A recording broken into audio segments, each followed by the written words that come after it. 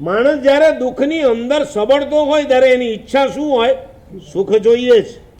મોક્ષ અનંત સુખ છે, સંસાર અનંત દુઃખથી ભરેલો.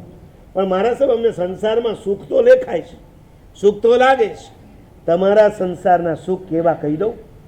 ઓપરેશન કરતા પહેલા, હા, ઇન્જેક્શન આપતા પહેલા ડૉક્ટર શું કરે ખબર?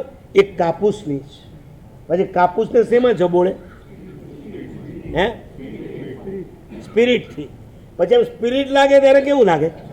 ઠંડુ ઠંડુ લાગે. હે, અને એમાંય જો મે મહિનો ને જૂન મહિનો હોય તો કેવું ઠંડુ લાગે. એમ થાય સ્પિરિટમાં સ્નાન કરવું જોઈએ. પણ એ સ્પિરિટ કર્યા પછી શું ઠોકે? એ સૂઈ આવે ત્યારે કેવું લાગે છે? તમામ જ્ઞાની ભગવંતોએ તમારા સંસારના સુખ માટે એક સરસ મજાનું વિશેષણ આપ્યું. આપાત રમ્યા પરિણામ દારૂણા. રેસાડનું યાદ? આપાત રમ્યા એ આવે ત્યારે બહુ જ સુંદર લાગે, આનંદ આપે. પરિણામ દારૂણા. પરિણામ એટલે વિપાક. એના ફળ એ કેવા હોય? ભયાનક કોટીના હોય.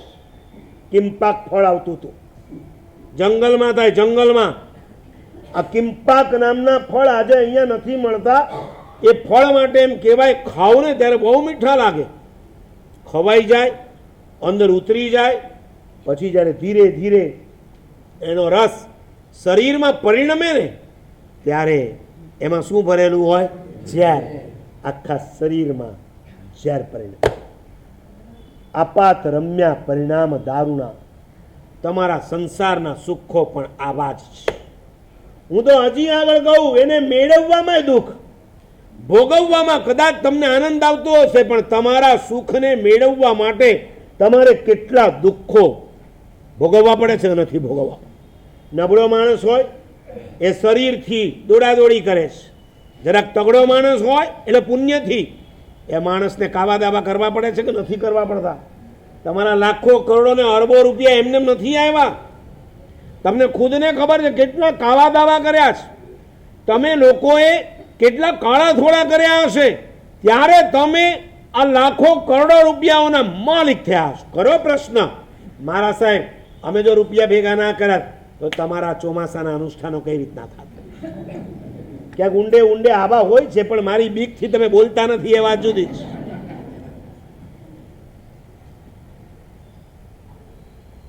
ખરું કહું, ચોમાસા વગેરે જે પણ તમે અનુષ્ઠાનો કરો છો, શાસ્ત્ર તો એમ જ કહે છે પહેલા નંબરમાં નીતિના પૈસાથી જ કરવાનું છે. એક દેરાસર બાંધ્યા પછી, સ્વદ્રવ્યથી એક દેરાસર બાંધે ને, પ્રતિષ્ઠાના દિવસે ને ડિક્લેર કરવાનું છે કે આ જિનાલય મેં સ્વદ્રવ્યથી બાંધવાનો ભાવ રાખ્યો હતો.